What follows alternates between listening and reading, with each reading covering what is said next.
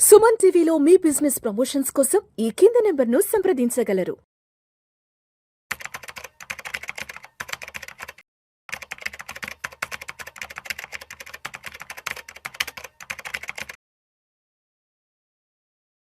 Welcome to Vishnu talks. నేను విష్ణు. ప్రస్తుతం మనతో పాటు సీనియర్ ఫినాన్స్ ప్రొఫెషనల్ గిరిబాబు గారు ఉన్నారు. సార్తో మాట్లాడదాం. గిరిబాబు గారు నమస్తే సార్. నమస్తే అండి. ఎస్ గిరిబాబు గారు, ఒక్కసారి బంగారం వెండి ధరలు ఎలా ఉన్నాయో చూద్దాము. వెండి విషయానికి వస్తే కేజీ 1,60,000 వద్ద ఉంది. అదేవిధంగా బంగారం విషయానికి వస్తే 1,27,000, 28,000 దగ్గర ఉంది. ఇది 24 carats 10 grams retail price. So ఏంటి ప్రస్తుతం బంగారం ధరలు బాగా పెరుగుతున్నాయంటారా లేదంటే తగ్గాయంటారా? అసలు కారణాలు ఏంటి? అంటే బాగా పెరిగి ఒక చిన్న కరెక్షన్ తీసుకున్నాయి, చిన్న జర్క్ లాగా అనుకోవచ్చు మనం. అయితే నార్మల్గా ఇప్పుడు అందరికీ కూడా రీసెన్సీ బయాస్ అని ఒక మన బిహేవియరల్ ఫైనాన్స్లో ఒక టాపిక్ ఉంటుంది. బిహేవియరల్ ఫైనాన్స్లో రీసెన్సీ బయాస్ అంటే ఏంటంటే మన కళ్ళ ముందు ప్రస్తుతం ఏం జరుగుతోంది దాని వెనక పరిగెత్తడం. అంటే మనకు సడన్గా మార్కెట్ పడితే అరే పడిపోతుంది మొత్తం పోతుందని భయపడిపోవడం. మార్కెట్ సడన్గా పరిగెట్టి ఏదైనా ఒక షేర్ ప్రైసో కంపెనీ ప్రైసో లేకపోతే ఇట్లాంటి కమోడిటీ ప్రైసో విపరీతంగా పరిగెడితే వెళ్ళిపోతుంది, దొరకదు, బస్సు వెళ్ళిపోతే మనం అంత స్పీడ్గా వెళ్ళి దాన్ని క్యాప్చర్ చేయడానికి ట్రై చేస్తూ ఉంటారు. రీసెన్సీ బయాస్ అంటే ఇది సహజంగా ప్రతి చోట ప్రతి దేశంలో అన్ని చోట్ల జరిగేది ఇది. సో అలాంటి ఒక రీసెన్సీ బయాస్కి ఒక classic example gold and silver. నేను రీసెంట్గా బేగం బజార్లో మనకు మసీద్ పక్కన శ్రీకృష్ణ జ్యువెలర్స్ ఒక షాప్ ఉంటుంది, బులియన్ షాప్. అది హైదరాబాద్లో ఉన్న ద బెస్ట్ బులియన్ షాప్. దాని ముందు క్యూ చూస్తే ఇక్కడ గుళ్ళో ప్రసాదం పెడుతున్నాం అనుకున్నాను నేను లిటరల్లీ. రీసెంట్ గా కొన్ని వీడియోస్ కూడా వచ్చాయి, ఆ క్యూ లైన్ లో నిల్చున్న వీడియోస్. ఎగ్జాక్ట్లీ. దీపావళికి ముందు దానికి బ్యారికేడ్లు కట్టి సెక్యూరిటీ పెట్టి పోలీసులు కూడా అక్కడ కాపలాగా వస్తున్నారు అంటే జనాల్ని కంట్రోల్ చేయడానికి. గుళ్ళో ప్రసాదం గట్టిగా పెడుతున్నట్టు జనాలు ఎట్లా వస్తారు? గుళ్ళో ప్రసాదం కూడా అంతగా రారు, అంత జనాలు ఉన్నారు అక్కడ. అది ఎప్పుడు రాత్రి 9:30కు ధన్తెరస్ రోజు నేను అక్కడ వేరే పని మీద వెళ్తుంటే అటు సైడ్ చూస్తే నాకు అది షాక్. అసలు వీడియో దిద్దాం అనుకున్నా కానీ నాకు వచ్చే దానికి సంబంధించిన వీడియోలు చాలా సోషల్ మీడియాలో కూడా బాగా వచ్చాయి. సో ఇదేంటంటే గోల్డ్ పరిగెడుతోంది, గోల్డ్ వెళ్ళిపోతుంది, ఇంకా దొరకదిగా కొనేయాలి, ఇవ్వాలి కాకపోతే రేపు లేదు అనే విధంగా కొనేశారు. కరెక్ట్గా ఆ పీరియడ్ అంటే ధన్తెరస్ నెక్స్ట్ 1-2 డేస్లో ఖచ్చితంగా ఒక పర్సంటేజ్ చూసుకుంటే గోల్డ్ వచ్చేసి మోర్ దెన్ 12-15% పడింది నియర్ బై, అండ్ సిల్వర్ వచ్చి మోర్ దెన్ 20% పడింది. అయితే దీనికంటే ముందు ఎందుకు పెరిగిందో చూద్దాం. అసలు ఫస్ట్ మనము అందరికీ ఏమని అర్థమవుతుంది అంటే స్టాక్ మార్కెట్ అంటే ఫస్ట్ మీరు చెప్పక్కర్లేదు, అది వోలటాలిటీ, తగ్గిపోతాయి, నష్టపోతారు, పోతారు అని ఒక ఫీలింగ్ వచ్చేస్తుంది అందరికి. బంగారం అనగానే పడదు, పెరుగుద్ది, గ్యారంటీగా డబ్బులు ఇస్తుంది, నమ్ముకోవచ్చు, అది బంగారం అంటే అన్ని ఉన్నట్టే మన దగ్గర, ఒక అవసరానికి అమ్ముకోవచ్చు అనే ఒక పాజిటివ్ దృక్పథం ఉంటుంది గోల్డ్ అనగానే. కానీ మీరు గత 25 ఏళ్ళ హిస్టరీ తీసుకుంటే, మీరు 25 ఏళ్ల క్రితము అంటే 2000, 2001, 2003లో అప్పుడు గోల్డ్ 2-3 వేలు ఉండే.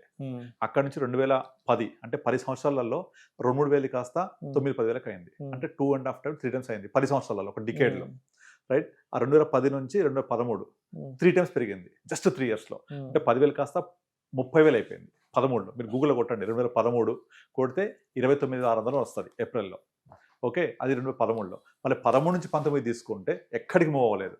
ఇంకా చెప్పాలంటే 13 తర్వాత 15లో తగ్గింది, 18లో తగ్గింది, 2019 వరకు కూడా సేమ్ ప్రైస్ అదే 30,000. మీరు గూగుల్లో చెక్ చేసుకోవచ్చు. గోల్డ్ ప్రైస్ ఇన్ 2013 20,600 వస్తుంది. గోల్డ్ ప్రైస్ ఇన్ 2019 అదే 30,000 ఉంటుంది. కానీ 2020లో 30,000 కాస్త 40కి వెళ్ళింది 2020లో. 2020 నుంచి 21, 22, 23, 24 4 yearsలో 40,000 కాస్త 60,000కే వచ్చింది, 60-65. ఎప్పుడు 24 మిడ్ ఏప్రిల్ మే వరకు. ఈ లాస్ట్ 1 yearలో 60,000 నుంచి కంటిన్యూస్గా 70, 80, 120కి వెళ్ళిపోయి 120 నుంచి ఇప్పుడు మళ్ళీ ఒక 15% కరెక్షన్ అయింది. అంటే ఆల్మోస్ట్ 105, 110 మధ్య కొట్టుకుంటుంది ఇప్పుడు. అంటే మీరు కనుక ఈ లాస్ట్ 1 year ర్యాలీ తీసేస్తే లాస్ట్ 100 సంవత్సరాలలో గోల్డ్ రేట్ ఆఫ్ రిటర్న్ తీసుకుంటే డబుల్ డిజిట్ కూడా దాటదు. అంటే 6, 7, 8% నుంచి దాటదు. ఇవన్నీ తీసేస్తే, ఇవన్నీ కలిపితే డెఫినెట్లీ డబుల్ డిజిట్ ఉంటుంది. ఎందుకంటే పెరిగిపోయింది కదా. అంటే యావరేజ్ ఆఫ్ లా ప్రకారంగా లాస్ట్ 1 year అయ్యేసరికి యావరేజ్ పెరిగిపోతుంది అనమాట. ఎందుకంటే లాస్ట్ 2024 వరకు అది 65-70 లోపల ఉంటే ఒక్క 1 yearలో 70,000 కాస్త 120కి వెళ్ళి ఇప్పుడు 110కి దగ్గర అవుతుంది. అయితే ఎందుకు జరిగింది ఇట్లా అది మనం చూద్దాం. ఫస్ట్ అన్నిటికంటే ఇంపార్టెంట్ థింగ్ ఏంటంటే ఎక్కడ మీకు సోషల్ మీడియాలో కానీ ఎవరు చెప్పట్లేదు ఎందుకు పెరిగింది అనేది. అందరు పెరుగుతోంది పెరుగుతోంది పెరుగుతోంది ఇంకా పెరుగుద్ది. ఆ తర్వాత ఇతను ఎవరు మన రాబర్ట్ కియోసాకి చెప్పాడు నెక్స్ట్ 5 ఏళ్లలో 8 లక్షలు అయిపోద్ది 5 లక్షలు అయిపోద్ది గుణేమని చెప్తున్నాడు తప్ప ఎందుకు జరుగుతుంది ఎవరు చెప్పట్లేదు. అది మనం డిస్కషన్. ఇంకోటి ఏదో కూడా వచ్చింది, వంగా బాబా ఎలా చెప్తున్నారు బంగారం ధరలు పెరిగిపోతున్నాడు, వంగా బాబాకు సంబంధించిన ఆర్టికల్స్ కూడా వస్తున్నాయి కదా. యాక్చువల్లీ ఏం జరుగుతుందంటే మీకు 2024లో రష్యా ఉక్రెయిన్ వార్ ట్రిగ్గర్ అయిన తర్వాత బాగా ట్రంప్ మిస్టర్ ప్రెసిడెంట్ అయిన తర్వాత యుఎస్కి వాళ్ళు ఏం చేశారంటే ఒక్కొక్క కంట్రీ మీద టారిఫ్స్ ఇంపోజ్ చేయడం. అమెరికా ఇస్ ఫర్ అమెరికన్స్ కనుక మేము ఇతర దేశాలకి ఒక పెత్తనం చేయము, యుఎన్ఓతో మాకు అవసరం లేదు, మేము డబ్ల్యూహెచ్ఓకి ఫండింగ్ ఇవ్వము అని ఇలాంటి మనం ఊహించని ఇలాంటి చాలా డెసిషన్స్ తీసుకుంటూ రష్యాని చాలా ఇబ్బంది పెడుతున్నాడు. ఇబ్బంది పెట్టి నువ్వు కనుక ఉక్రెయిన్ వార్ ఆపకపోతే నీకు చాలా ఇబ్బంది అవుతుందని చెప్పేసి ఫస్ట్ రష్యా యొక్క స్విఫ్ట్ సిస్టమ్ ఆపేశారు. ఈ స్విఫ్ట్ సిస్టమ్ అంటే ఏంటంటే నార్మల్గా ఏ కంట్రీ అయినా సరే వాళ్ళ కరెన్సీ ప్రింట్ చేసేటప్పుడు మీ దగ్గర ఒక 100 రూపీస్ నోట్ కానీ 5 నోట్ కానీ ఉంటే తీసుకొని చూస్తే దాన్ని రాసి ఉంటుంది I owe to pay you అని రిజర్వ్ బ్యాంక్ ఆఫ్ ఇండియా ఒక ప్రామిస్ చేస్తుంది. అంటే ఏంటి, ఈ నోట్ కనుక నాకు తిరిగిస్తే నేను నీకు ఈక్వలెంట్గా ఇస్తాను. ఏమి ఇస్తాను? గోల్డ్ రిజర్వ్ అని అర్థం. మనము ఇండియాలో పర్టికులర్గా మనము గోల్డ్ స్టాండర్డ్ అంటాం, బంగారు ప్రమాణం. దాదాపుగా చాలా దేశాలు కూడా బంగారు ప్రమాణం అని అంటే గోల్డ్ స్టాండర్డ్స్ తోటి వాళ్ళ కరెన్సీ ప్రింట్ చేస్తాయి. అంటే అర్థం ఏంటి, వాళ్ళ కరెన్సీ ప్రింట్ చేసేటప్పుడు దానికి ఒక బ్యాకప్ ఉండాలి.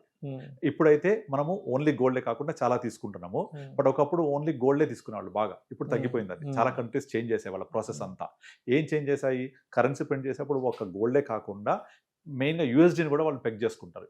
యూఎస్డీని అంటే అమెరికన్ డాలర్కి అంత విలువ ఉంటుంది కనుక నా దగ్గర ఇంత కరెన్సీ ప్రింట్ చేయాలంటే ఇంత గోల్డ్ ఉండాలి, అమెరికన్ డాలర్స్ కూడా ఉండాలి మా దగ్గర. అప్పుడు మన రూపీకి ఒక స్టెబిలిటీ, ఒక వాల్యూ వస్తుంది, రైట్? అయితే ఈ రష్యా కూడా అలాగే చేస్తుంది. మనం రష్యా ఉక్రెయిన్ వార్ ట్రిగ్గర్ అయిన తర్వాత ట్రంప్ ప్రెసిడెంట్ అయిన తర్వాత వాళ్ళు ఏం చేశారంటే రష్యాని ఇబ్బంది పెడుతూ వాళ్ళ స్విఫ్ట్ సిస్టమ్ ఆపేశారు. అంటే వాళ్ళకి యూఎస్డీ రిలీజ్ చేయట్లేదు. మరి ఇప్పుడు రష్యా ఏదైనా కొనుక్కోవాలి, నేను ఇంటర్నేషనల్గా ఏదైనా ఇంపోర్ట్ చేసుకోవాలి అంటే వాళ్ళకి యూఎస్డీ అందుబాటులో లేదు. దాంతో రష్యా లాంటి పెద్ద కంట్రీకి అమెరికా ఇంత ఇబ్బంది పెడుతుందంటే మా పరిస్థితి ఏంటి అని చిన్న కంట్రీస్ అన్ని ఇబ్బంది పడడం మొదలుపెట్టాయి. కనుక మేము మా కరెన్సీ ప్రింట్ చేసేటప్పుడు ఇక మేము ఈ గోల్డ్ స్టాండర్డ్ అనేది ఫాలో అవ్వాలి. యూఎస్డీని కనుక మా బ్యాకప్ చేసుకొని పెగ్ అంటారు దాన్ని, అలా బ్యాకప్ చేసుకొని చేస్తే రేపు పొద్దున అమెరికా కనుక మమ్మల్ని కూడా ఇబ్బంది పెట్టే అవకాశాలు ఉంటాయి. కాబట్టి మాకు యూఎస్డీ వద్దు, మేము గోల్డ్ కొనుక్కొని గోల్డ్ని సేఫ్ ఇన్వెస్ట్మెంట్ లాగా పెట్టుకొని సేఫ్ రిజర్వ్ లాగా పెట్టుకొని మా కరెన్సీని బ్యాకప్ చేసుకుంటాం. అర్థమవుతుందా? ఈ గోల్డ్ని బ్యాకప్ చేసుకుంటూ కరెన్సీ ప్రింట్ చేయాలి ఎవరు, ఇతర దేశాలన్నీ కూడా. అట్లా ఆ దేశాల యొక్క సెంట్రల్ బ్యాంక్స్ గోల్డ్ని నెమ్మదిగా అక్వైర్ చేయడం మొదలుపెట్టాయి. ఫస్ట్ స్టార్ట్ చేసింది చైనా.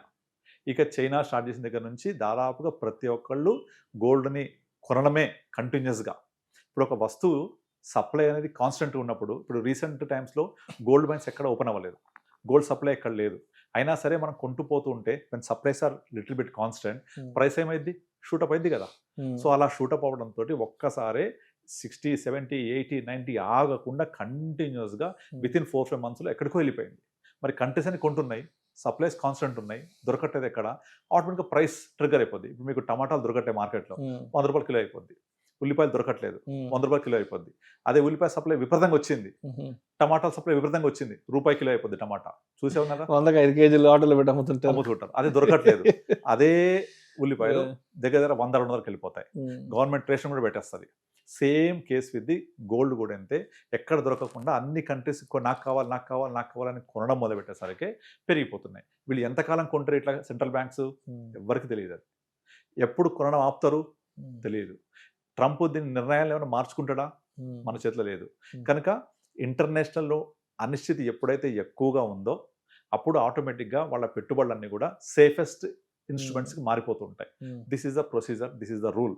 అలా సేఫెస్ట్ ఇన్వెస్ట్మెంట్స్కి మారడంలో first safest investment is gold. కనుక అన్ని కంట్రీస్ గోల్డ్ కొనడం మొదలుపెట్టేసరికి గోల్డ్ ప్రైస్ పెరుగుతూ పోయింది. ఇది ఎప్పుడు ఆగుద్ది, మళ్ళీ కిందికి వస్తుందా, ఏమైద్దో తెలియదు. బట్ ఒకటి ఇమ్మీడియట్లీ చెప్పలేం, కానీ ఒక నెక్స్ట్ 2 to 3 yearsలో మాత్రం చెప్పొచ్చు. ఎట్లా అంటే నెక్స్ట్ 2 to 3 yearsలో ట్రంప్ గనక ఇలాంటి పనులు చేయకుండా, ఎలాగూ ఇంకో 3 years దిగిపోతాడు, ప్రెసిడెంట్ ఉన్నాడు, అప్పుడు అంత నార్మల్ అయిపోతుంది. మరి అప్పుడు ఈ కంట్రీస్ అన్ని గోల్డ్ అమ్మేస్తాయా, ఎంతకాలం ఉంచుకుంటాయి తెలియదు. వాళ్ళు అంత కొనుక్కుంటూ పోయింది, ధర పెరిగినప్పుడు అమ్మాల్సిందే కదా, లేదా డిస్పోజ్ చేయాలి కదా. అప్పుడు పడుద్దా అంటే డెఫినెట్లీ పడే ఛాన్సెస్ ఉంటాయి. ఇక్కడ నుంచి ఇంకా పైకి వెళ్తుందా అంటే కనిపించట్లేదు ఇక. అండ్ ఇంకోటి ఏంటంటే RSI రిలేటివ్ సెన్సిటివ్ ఇండెక్స్ అని చెప్పేసి గోల్డ్ కూడా ఉంటుంది, అది 42 కంటే ఎబోవ్ ఉంది. ఫస్ట్ టైం 1980s తర్వాత గోల్డ్ అంత పెరిగింది, అంత RSI పెరిగింది అనమాట. ఎప్పుడైతే ఇది ఇంత పెరుగుద్దో లాస్ట్ టైం హిస్టరీ పరంగా ఎప్పుడైతే RSI అంత ఎక్కువ క్రాస్ అయిన తర్వాత దగ్గర ఒక డికేడ్ వరకు అసలు గోల్డ్ మనీ మూవ్ అవ్వలేదు. రైట్. సో ఇప్పుడు కూడా మళ్ళీ ఒక డికేడ్ వరకు మూవ్ అవుద్దా లేదంటే చెప్పలేం గోల్డ్. ఈ ఇంటర్నేషనల్ అనిశ్చితి ఎంతకాలం ఉంటుంది, ట్రంప్ ఎంతకాలం ఇట్లాంటి కండిషన్స్ పెడుతూ ఉంటాడు, వరల్డ్ కంట్రీస్ అన్ని కూడా ఎప్పుడు దీన్ని ఒక అనిశ్చితిని లేదు అని ఫీల్ అవుతారో అప్పటి వరకు పెరగడానికి తగ్గడానికి వోలటాలిటీకి చాలా అవకాశాలు ఉంటాయి. అండ్ దీంతో పాటుగా సిల్వర్, గోల్డ్ ఫ్రెండ్ ఎప్పుడు సిల్వర్, ఇద్దరు బ్రదర్స్ ఇద్దరు వాడిద్దరు. సిల్వర్ కి ఉన్న ఇంకొక అడ్వాంటేజ్ ఏంటంటే దీంతో పాటుగా అంటే కంట్రీస్ కరెన్సీ ఏమో గోల్డ్ రిలేటెడ్, కానీ సిల్వర్ ఏంటంటే రీసెంట్ కాలంలో మీకు ఈవీలో, బ్యాటరీస్ లో, తర్వాత ఇండస్ట్రియల్ కన్సంప్షన్ బాగా పెరిగిపోయింది, సప్లైస్ తగ్గిపోయినాయి. సో ఆటోమేటిక్ గా సిల్వర్ ఇస్ న్యూ గోల్డ్ అయిపోయింది ఇప్పుడు. Silver is new gold. So దాంతో సిల్వర్ కి కూడా బాగా వెనక పరిగెత్తడం మొదలు పెట్టారు. సేమ్ వెళ్తోంది, అది కూడా సేమ్ 20% పడింది సిల్వర్, బాగా పెరిగింది కదా, బాగా పడింది. రైట్. అయితే మీరు సిల్వర్ గురించి ప్రస్తావించారు కాబట్టి సిల్వర్ కి సంబంధించి వాళ్ళ వార్త కూడా రావడం జరిగింది.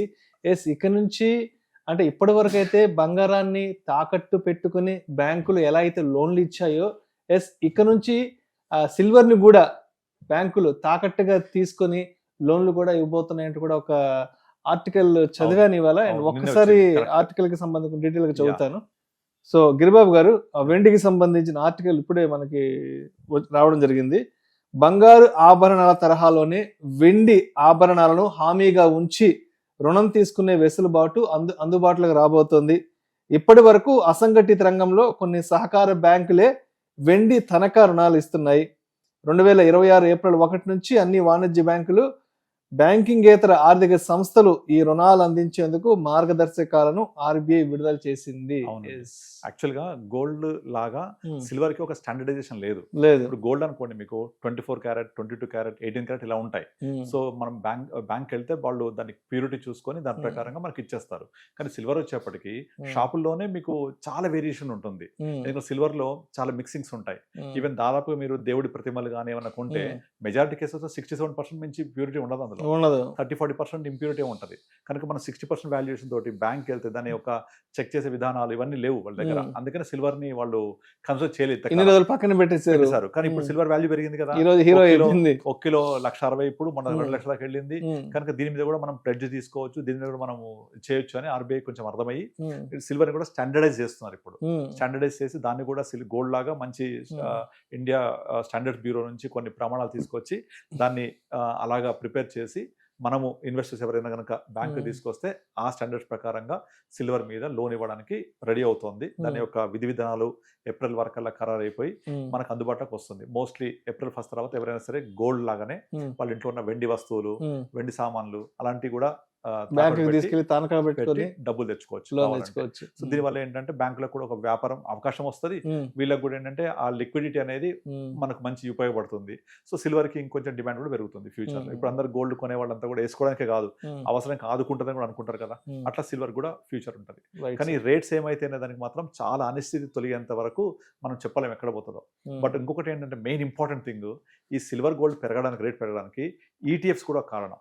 ఈ ETFs అనేవి ఎక్స్చేంజ్ ట్రేడెడ్ ఫండ్స్, మనం ఎక్స్చేంజ్ లో కొంటాం.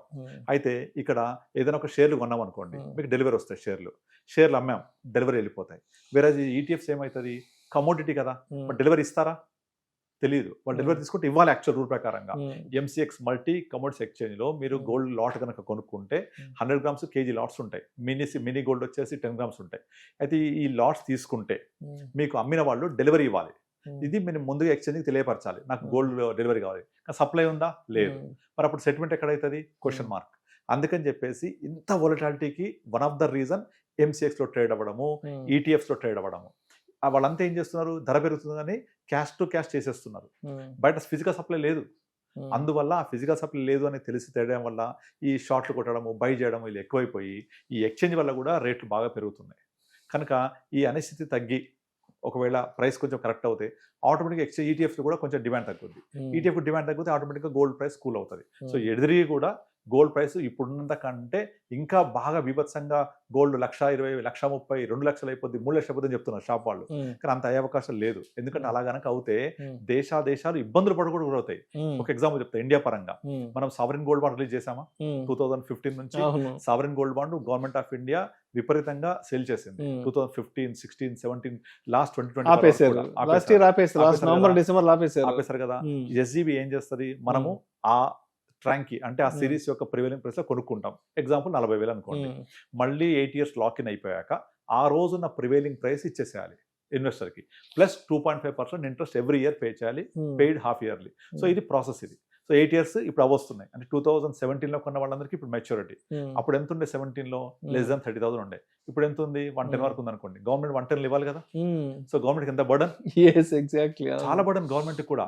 మీకు 2024 అనుకుంటా లాస్ట్ ఇయర్ మన ఎలక్షన్స్ కి ముందు జరిగిన బడ్జెట్ లో గవర్నమెంట్ 6% ఈ గోల్డ్ మీద ట్యాక్స్ కట్ చేసింది. మీకు గుర్తుండుంటే ఒకే రోజు గోల్డ్ ప్రైసెస్ 6% పడ్డాయి. అది ఎలా, ట్యాక్స్ కట్ చేయడం వల్ల. ఎందుకు, ద నెక్స్ట్ ఇమీడియట్లీ వాళ్ళకు ఇది ఉంది, ఏది మన ఈ సిరీస్ పే చేయాల్సింది ఉంది కనుక ఎస్జీబీ పే చేయాలంటే వాళ్ళకి అంత బిల్ ఎక్కువైపోతుంది కదా. కనుక 6% ట్యాక్స్ కట్ చేయడం వల్ల ఆటోమేటిక్ గా మొత్తం పేమెంట్ లో 6% తగ్గిపోయినట్టే.